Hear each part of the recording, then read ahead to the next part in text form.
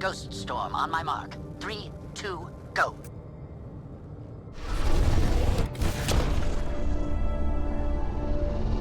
Enemy signature detected. Commence pursuit.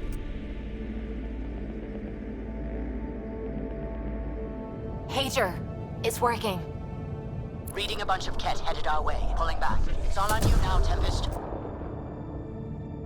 We should get them as close as possible to here. Intense readings could be some kind of control center.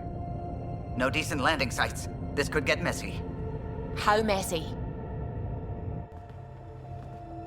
Ryder, looks like a flyby is our only option. I'll get as low as possible, but you'll have to eject over the target area. I've fallen out of so many things now, I should be a pro. Heard about your freefall to Habitat 7. Liam said he could hear you screaming the whole way down. Keep it buttoned this go-round, huh? It's embarrassing. All right, you know the drill.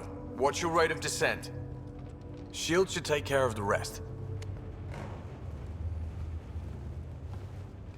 So far, so good.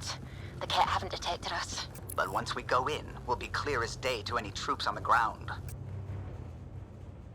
Don't worry about us. Just make sure you and the Tempest get out safe. Loud and clear.